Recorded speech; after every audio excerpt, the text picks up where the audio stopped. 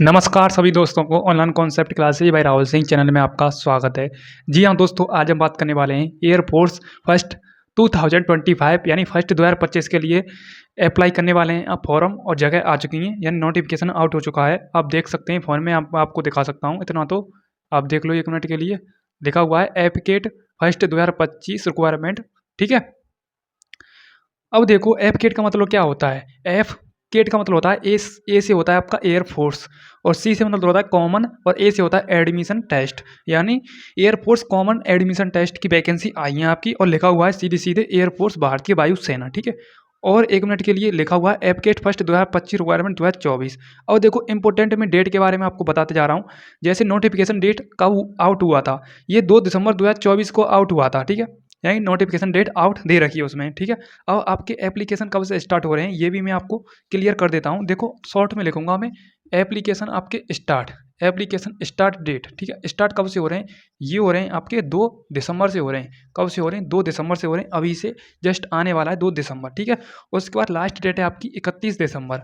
Last date कितनी है आपकी, 31 दिसंबर आपकी क्या है, लास्ट डेट है। ठीक है, 31 दिसंबर 2024। ठीक है, उसके बाद मैं आगे बताऊं, फीस पेमेंट डेट भी आपकी 30 दिसंबर, मतलब 31 दिसंबर लास्ट डेट है। ठीक है, इसमें एग्जाम डेट कोई नोटिफाई है नहीं है, ना ही एडमिट कार्ड बिफोर एग्जाम, यानी एग्जाम से पहले ही आपका एडमिट कार्ड अवेलेबल हो जाएगा।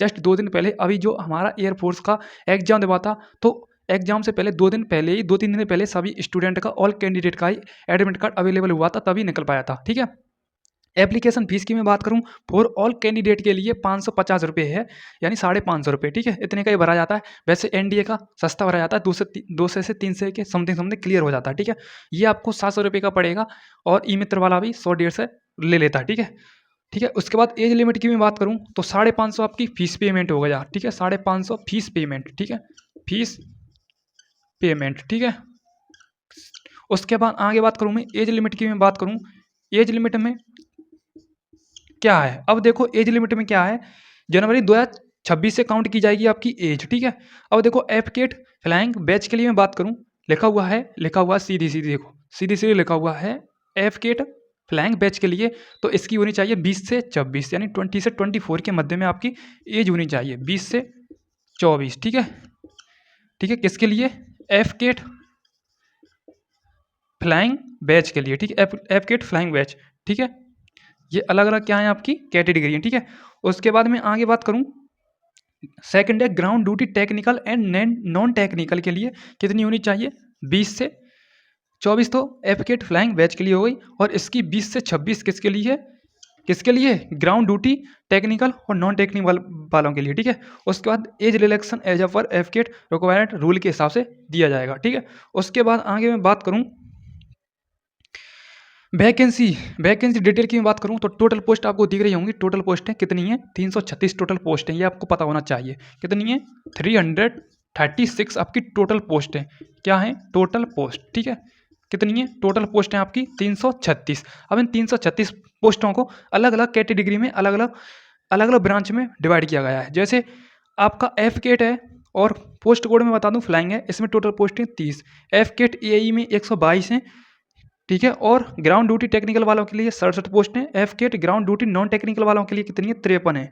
ठीक है, इसमें एडमिन और एलजीएस और अकाउंट्स के लिए 13, 56 और 16। ठीक है, उसके बाद जीडी नॉन टेक्निकल एजुकेशन वालों के लिए कितनी है, 0.9 है, और जीडी नॉन टेक्निकल वालों के लिए 17 है।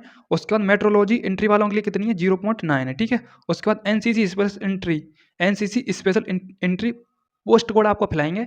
इसमें आपकी क्या है, 10% state out of CDSE vacancy for PS and 10% state seats of AFCAT vacancy for SSC। ठीक है, उसके बाद यदि आप ऑफिशियल नोटिफिकेशन पर जाना चाहें तो मैंने कम्युनिटी पोस्ट में डाल दिया है, उस पर आप देख सकते हैं। ठीक है, उसके बाद मैं आगे की तरफ मैं बात करूं, एजुकेशनल क्वालिफिकेशन की मैं बात करूं, किसके लिए, एफकेट वालों के लिए। ठीक है, अब देखो एजुकेशनल क्वालिफिकेशन की बात करूं तो डिप्लोमा मांगा गया है, ग्रेजुएट पास होने चाहिए। ठीक है, लिखा हुआ है फ्लाइंग के लिए एलिजिबिलिटी दे रखी है, फ्लाइंग के लिए जो ब्रांच का नेम है फ्लाइंग के लिए, उसमें दे रखा है candidate should have mandatorily pass in the bachelor degree in the stream with physics and mathematics at a 10+2 level BA या BTech कोर्स, ये होना चाहिए। ठीक है, 10+2 यानी पास होनी चाहिए आपकी। और ग्राउंड ड्यूटिकल टेक्निकल वालों के लिए पास होनी चाहिए 10+2 यानी 12वीं पास होनी चाहिए। और मिनिमम आपके 60% होनी चाहिए फिजिक्स एंड मैथ, और मिनिमम 4 ईयर ग्रेजुएशन चाहिए। ठीक है, ये मतलब ग्रेजुएशन दे रखी है इसमें। ठीक है,